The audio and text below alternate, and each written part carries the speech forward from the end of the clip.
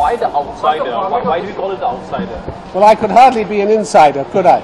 I'm a foreigner coming to India, so I'm coming with foreign eyes. Actually, I think पहले तो बहुत बड़ी बात है कि टिम सेबेस्टियन जैसे अपने एंकर का हूँ या प्रेजेंटर जैसे इंसान बहुत एजुकेटेड, बहुत hard hitting. I think one of the pioneers in having discussions and very genuinely interesting television. So वो यहाँ पर काम करेंगे और सोबो फिल्म्स के लिए काम करेंगे इन लोगों के साथ. So I think it's really wonderful. I think it's a step up for television, and I hope it does very well.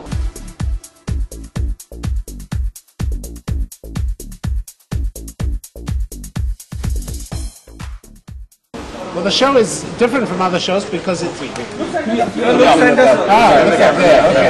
The show is different from other shows because it puts the audience center stage. It makes the audience the stars, their issues, their concerns, and what they want to talk about modern India. Well, मैं बहुत ज़्यादा उत्सुक हूँ ये जानने के लिए कि किस किस्म का ये शो होने वाला है.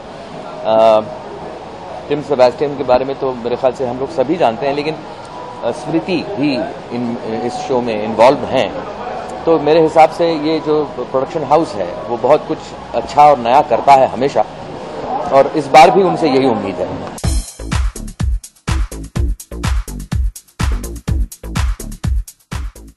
No, it depends what topic they're taking on and what aspect they're covering. I think right now they are, which is very interesting to know, is what they're doing is they're taking all the youth of the country and asking them to talk about subjects and topics which are very relevant, because India is fast becoming the youngest country in the world. I still think as soon as I make it into that bracket of youth, I'll be called upon. I have a personal equation with Sobo Films, so I will try my best, because I think it'd be wonderful to talk to Tim on a television show. जी, पहले तो ये कहना चाहूँगा कि गुक्की गुलाटी जो show को produce कर रहे हैं वो मेरे बहुत ही अच्छे दोस्त हैं, और I wish him the very best.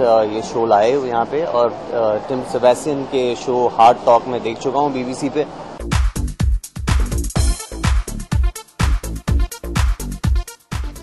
बहुत ही अच्छा कॉन्सेप्ट है और मेरे ख्याल से अलग एक इशू पे है, और टिम सेबेस्टियन का जो शो है काफ़ी पॉपुलर रहा है ब्रिटेन में, और उसके बाद हिंदुस्तान में जो आ रहा है मेरे ख्याल से बहुत ही अपने आप में एक अलग ही कॉन्सेप्ट है. और अलग अलग टॉपिक पे, कहीं टॉपिक में अभी सुन चुका हूँ जिसपे डिबेट होगा, उसके ऊपर एक बहुत ही अच्छा परसेप्शन रहेगा. एब्सोल्युटली ग्रेट कि इस तरह के जो कॉन्सेप्ट है, आइडियाज़ है, और हमारे हिंदुस्तान में आ रहे हैं.